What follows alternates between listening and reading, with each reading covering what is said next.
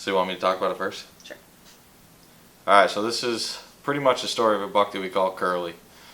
It started off early in the year. We started working on some habitat improvements. When we bought this farm, it was pretty much a clean slate. There was basically nothing done to it besides one trail going through the gas line into what we call the junkyard. So basically all winter long and the season before, all I did was just get things ready for this upcoming season.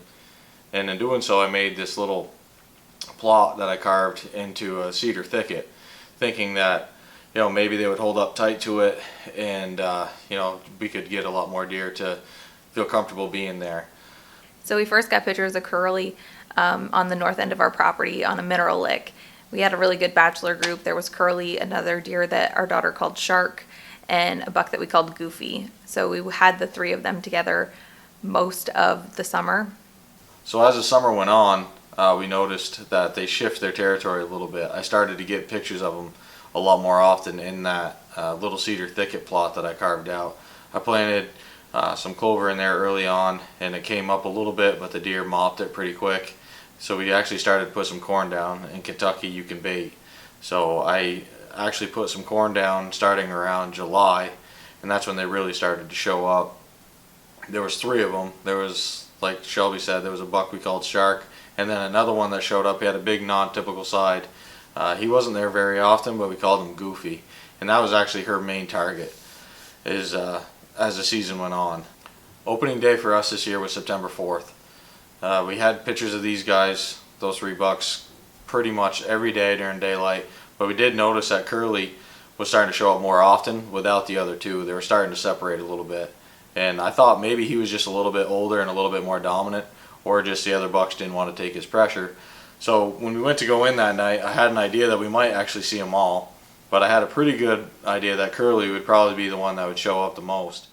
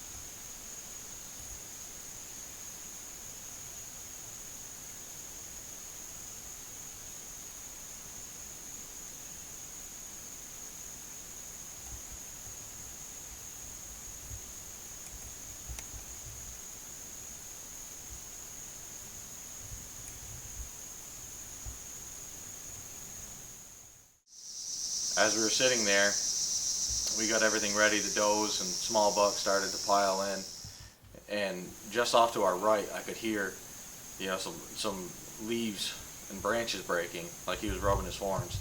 And I told Shelby that it was probably him.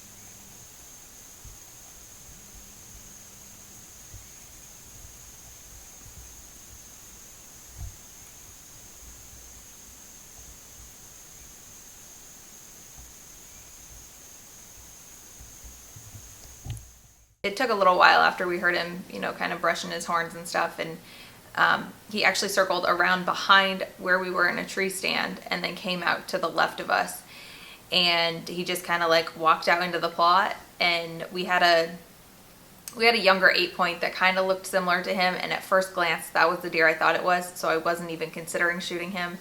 But Jordan and I were kind of talking, and he's like, if you want to shoot him. So although I was kind of waiting for Goofy, he never came. So I decided to, if the opportunity presented itself, that we would take a shot at Curly.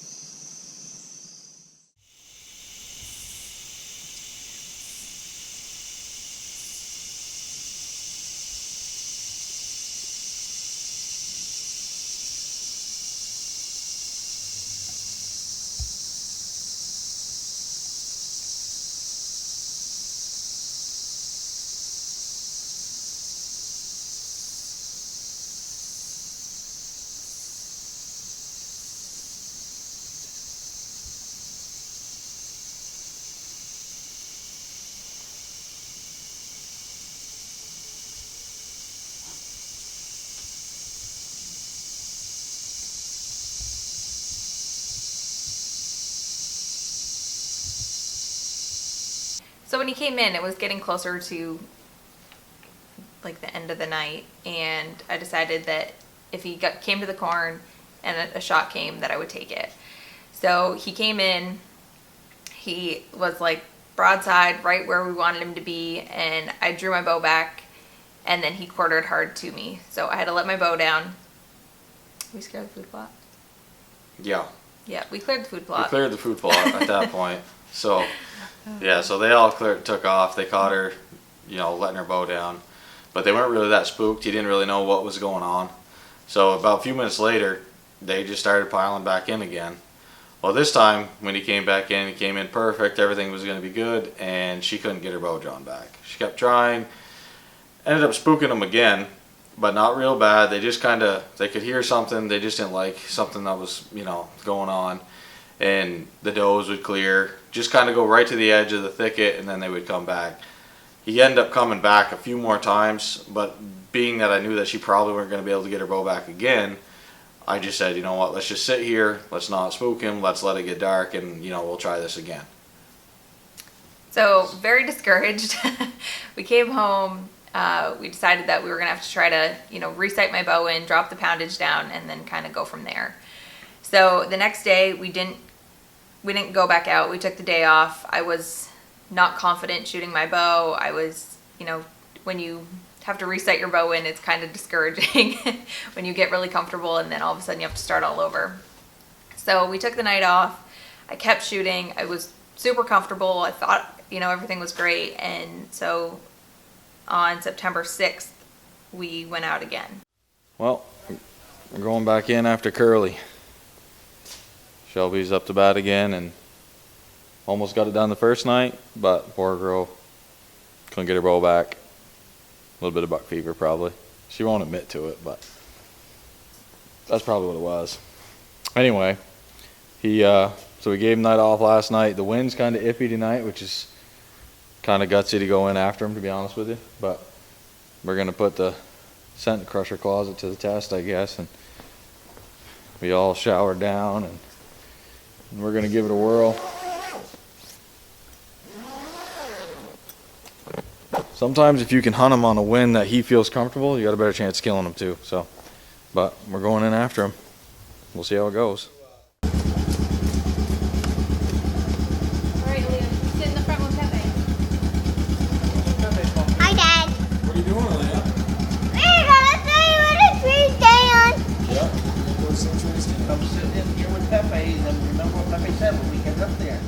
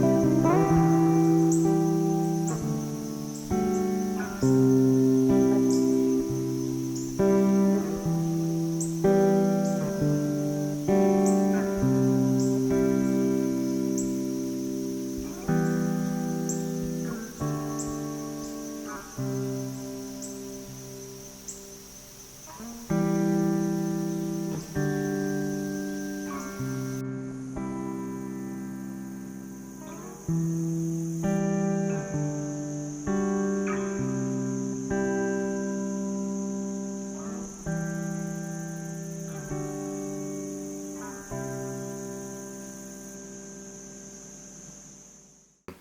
was a pile of does that came in really early, along with the smaller bucks that were with him the night before. I just kept looking into that thicket thinking, you know, anytime it's going to be him that comes through. Unfortunately, he didn't show that night. So the following night, the wind was bad, and we didn't want to go in and hunt him, and he just happened to show up that night. We went back in after him on the 8th, same thing. Does, fawns, small bucks, everything came in, but again, he was a no-show. It started to seem that when we were there, he wasn't, and when we weren't there, he was. So we didn't know if he was just bedding close or if when we went in, we were spooking him. So we decided to give him a break. Jordan went to hunt the lease that we had, and I ended up hunting a different stand down by the creek because we had another buck that started showing up that we called Socks. But I didn't see anything that night, and we just waited until the wind was right. So on September 11th, the wind was right, and we decided to go back in after him.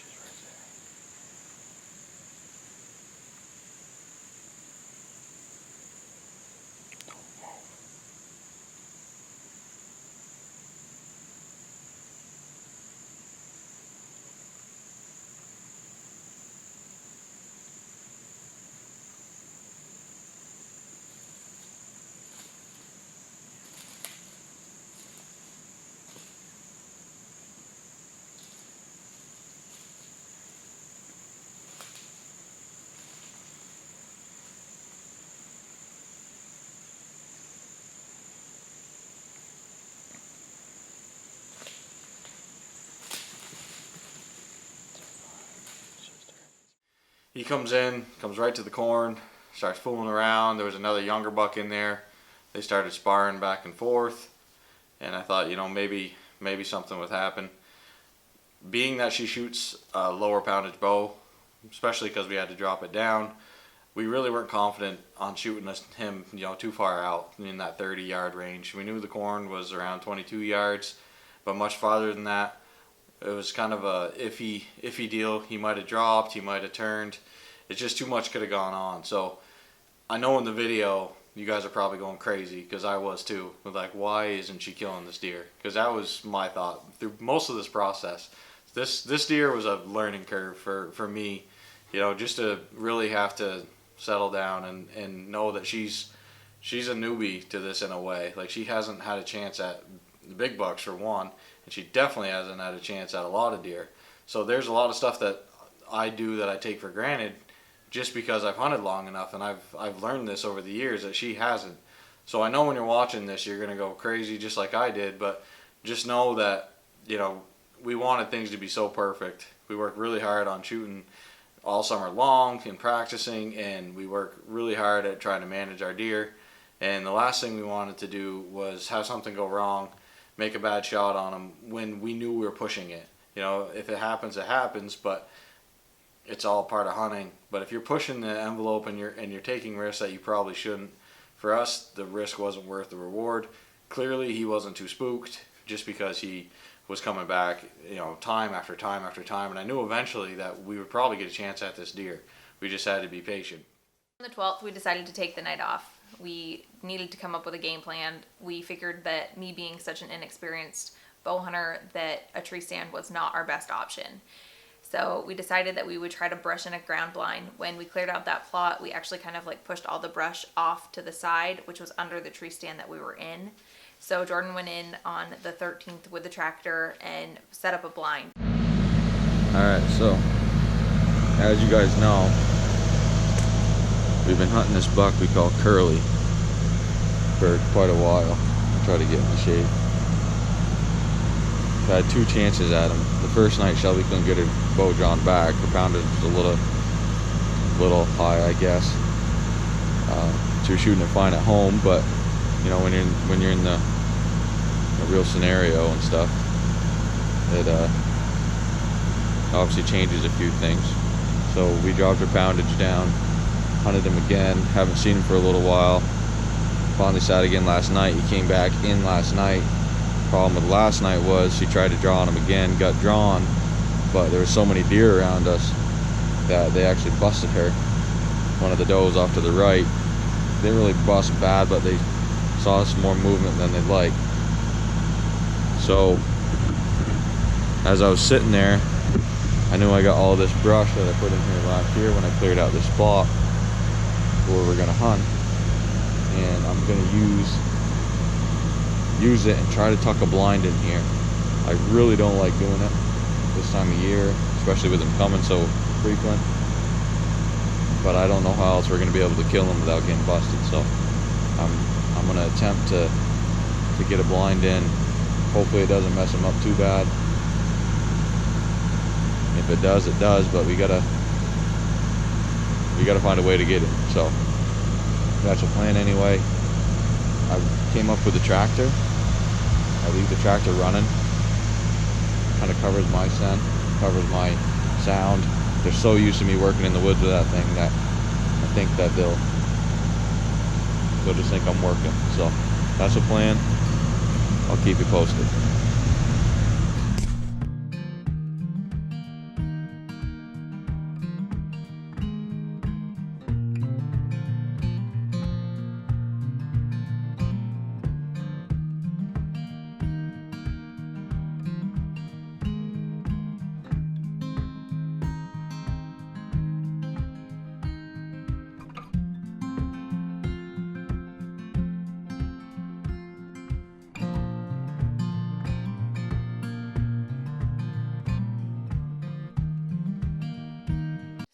That was really our only option.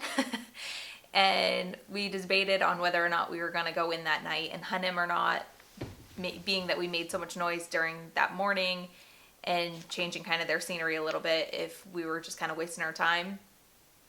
But the wind was right. We decided to just give it a shot anyway. So on the 13th, we went back out after him.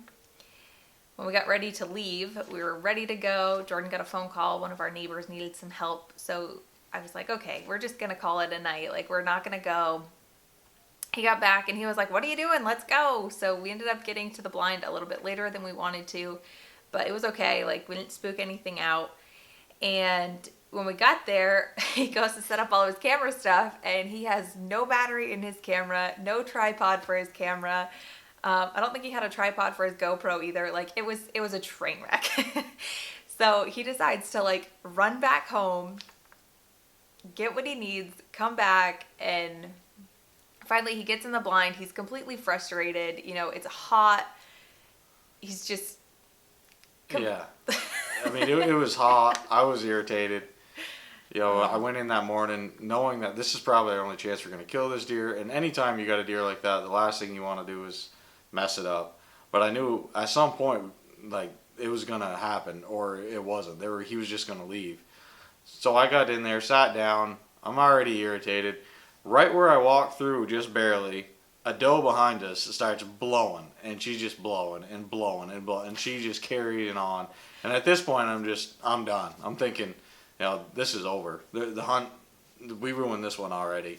Bad. I'm pretty sure he said we might as well just leave. Yeah. Like, we're wasting I mean, our in my time. mind, I'm like, this just ain't gonna happen. So we're like 5 minutes I goes look up by. and I say, Jordan, there he is. And he's like, that's not funny. I'm like, no, really. Like, he was the first deer to walk out of the trees, and he literally walked straight across that opening and right onto the other side. Yeah. So in the back of my mind, I'm thinking, well, he's probably going to our soybean field, because over the last few days, we started to get pictures of him down there too. He's been pretty much regular on the corn all year long, all summer long anyway. And then we started to get pictures of him here and there down in the soybeans. So when he walked straight across, like he weren't even going to stop, that's what I had in my mind, that's probably where he was headed.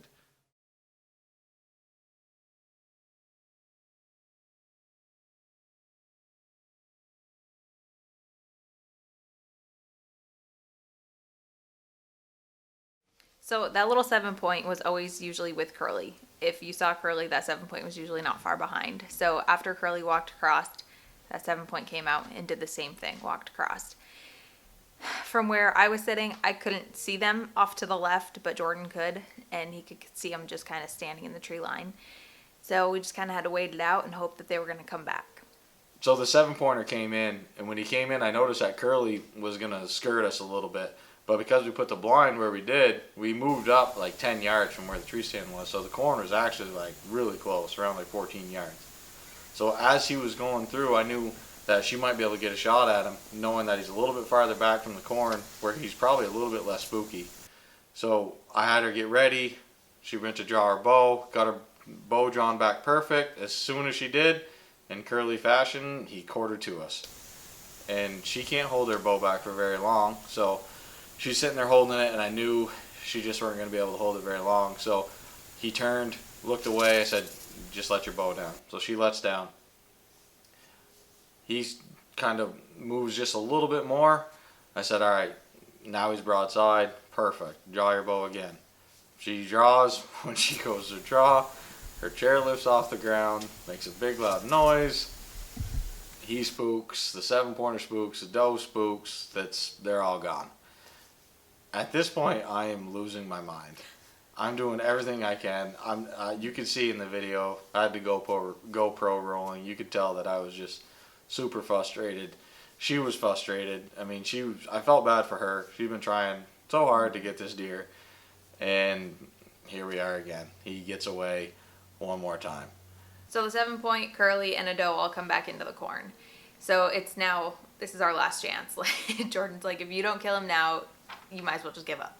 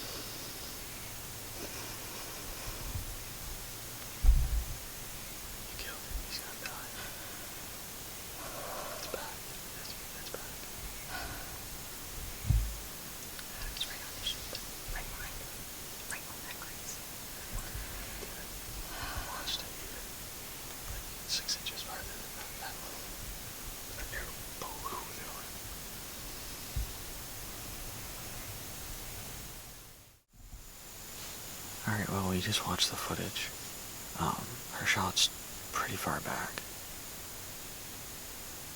A lot farther back than we would hope, but I'm guessing it's either liver guts.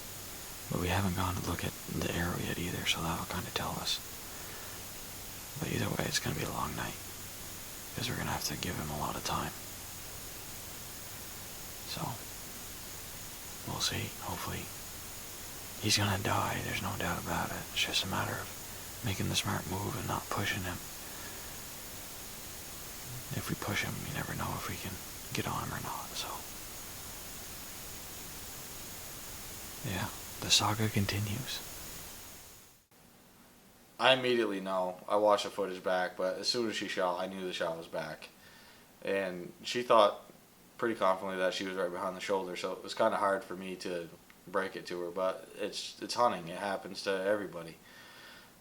Knowing that it was that far back, I knew that we had to leave it all night. We didn't even go to check for the arrow, nothing. I just said, you know, we're going to let it get dark, we're going to get out of here, we're just going to let them lay. A lot of times when they're hit mid-body like that, they'll only go 100, 200 yards and they'll bed down, and if you leave them and you don't jump them, you'll find them there in the morning.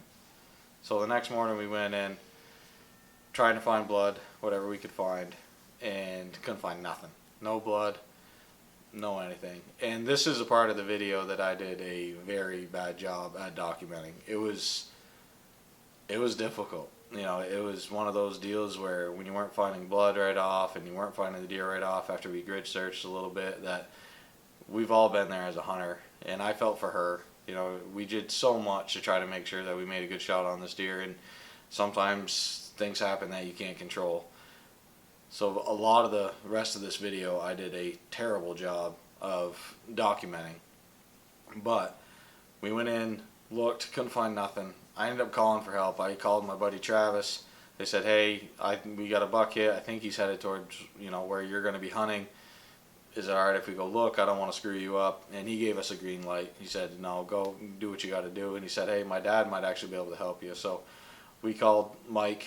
Mike came right up, and he didn't know us from anybody. He's a great guy. We're very grateful that he came and helped. And since then, we got a very good relationship with them, all because of deer hunting pretty much. But he helped us look. He found blood right off. The deer actually went in a complete opposite way that I thought it did. It ended up crossing our fence line into our neighbor's, which is basically it's an overgrown pasture. He's still got cows on it, but there's not enough cows to knock it down. And there was a little valley that he traveled through. We followed him for a little ways. We were looking for, I mean, just specks of blood. Can barely find anything. Just picking them up here and there. It took us probably all day to go 400 or 500 yards. He ended up crossing another property line. At that point, we were pretty much out of blood. We just got one speck, and we got nothing as soon as he crossed the line. Being that I wanted to be respectful for my neighbors, I didn't want to keep going and track it all up, knowing that he's probably going to be hunting. It's dark out, or it was getting dark anyway. So we just left it, said, you know what, maybe we'll come back tomorrow, see what we can find. Unfortunately, the next day rained all day long. We were getting really discouraged about it. Having a toddler is really hard for me to go out and really help them. It's hard to have her be out there when you're looking for specks of blood and she doesn't understand that, you know, she has to stay behind you or, you know, to pay more attention. So I had to come back home with our daughter. Thankfully, Jordan had some help. But then it started to rain, and we just kind of at that point had to wait for birds to kind of lead us in the right direction. Yeah, at that point, knowing that it's been this long, it was hot, the rain was gonna, we were looking for a body pretty much at that point, and I didn't want to track all over the neighbor's property. I have permission to be on their side. I just didn't want to, you know, I didn't want to screw them up looking for a deer that we don't know if we're gonna find. I had a really strong feeling that he was dead somewhere. Usually when they're hit mid-body like that they don't make it. I mean, there is some crazy occasions where they'll make it through, but most of the time, if you center them like that, they're gonna die. But we knew the birds were basically our only choice at this point. They were gonna wait till the buzzards would show, and hopefully we could go in and find them. A few days went by, I would actually I think it was 6 days went by, and I get a phone call from Mike, the guy that helped us look for it the first day, and he asked, "Hey, can you describe that buck?" And when he called, the first thing that I could think of was, one, he either found it, two, he's got a trail cam picture of him and he's still alive, or he shot him that morning. And I described him, and he said, "Well, I'll tell you what, I'll be over in a little bit. I got something for you." So I came in and told Shelby that Mike was going to come over, and I didn't really give her a lot of details, but I'm sure that had a pretty good feeling in her heart, knowing that there was a good chance that he found her deer. That was kind of like the last, like that was what we were hoping for. Either somebody found him, we were going to see him again, like we were going to get trail camera pictures of him, or one of our neighbors saw him. And when Mike called, we didn't really know if it was that he found him or that he shot him. So when he came, he just kind of was like, "Go look in the back of my truck," and there was just his head. And it was just that like most surreal feeling that like there he finally was, like we finally found him. It obviously isn't the way we wanted to find him, definitely not the end of the story that we wanted to have, but at least we finally got some closure on him, and we could at least have him on our wall. But yeah. So that's the story of Curly, pretty much. He's actually right behind us, but we'll take him down here and show you. I appreciate y'all watching. We're trying to get better with our videos, each one we do. It's kind of tough because a lot of times I'm self-filming, but we really enjoy bringing the content to everybody out there to show anybody that wants to follow us and just see what we're doing here. We're going to have more videos as we can get them up, and we just appreciate you coming along.